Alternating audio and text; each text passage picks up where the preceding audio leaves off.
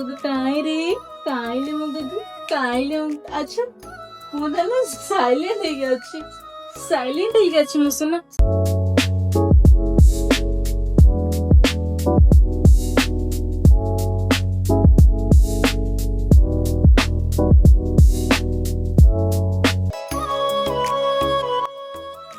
जय जगन्नाथ सांग माने आजिर नुआ सखाड़ को पुणी थरे समस्त को वेलकम।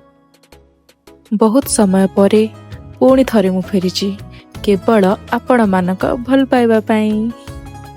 एई एतिक दिन भितरे जीवन रे बहुत किछि परिवर्तन घटी जाइछि। मोर बाहागर सरी जाइछि आओ भगवान का दयारु मु गोटे कुन्नी बेबी बॉयर मम्मी मध्य ही सारिछि।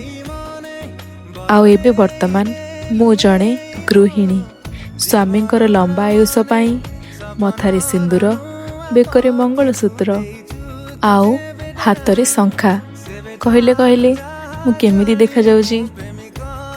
निहाती गोटे नारीर ये तो प्रकृत सुंदरता आओ तार परिचय मध्य किछि नहीं मो जीवन को बंचिवार रास्ता मिलगला।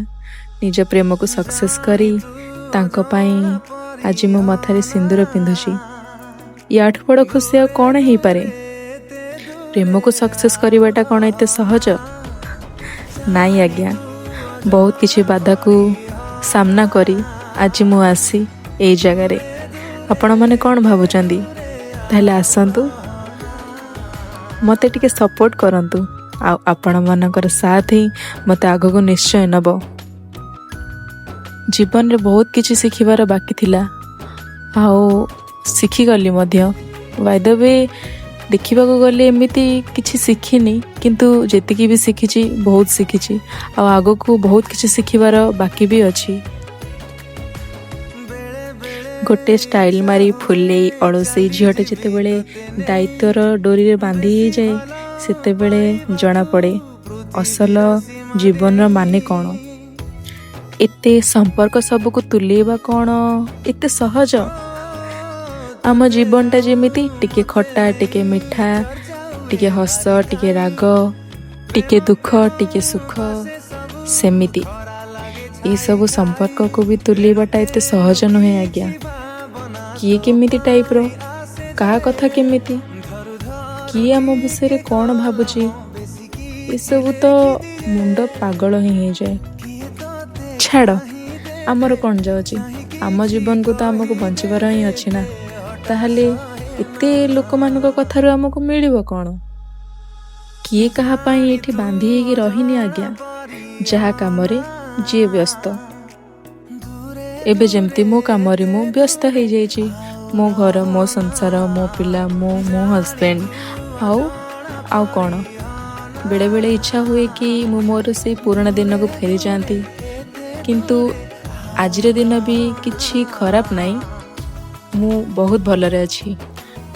बास समयटा बदली जाइछि आउ जीवन रे परिवर्तन तो निहाती इटा तो विधिर विधान। आमे केमिति से जिनस को अटकई पारिबा। बास ए सबुरे निजर खुशी को साउंटी नहीं मु आगे आसछि। मोर ए कुन्नी परिवार आ मोर ए कुन्नी बेबी दी जन जाक बहुत स्वीट। कहती माँ हेले ही जानिबो गोटे माँ रो असल महत्व। हाँ आज्ञा एबे मो माँ हे सारी आउ मु बुझी पारुछि मो माँ रो कष्ट। मु केते जिद करथली मो माँ को केते हैरान करथली आउ से सब को आज मु बहुत भल भाव में बुझी सारी। गोटे माँ रो कष्ट एते सहज नुहे।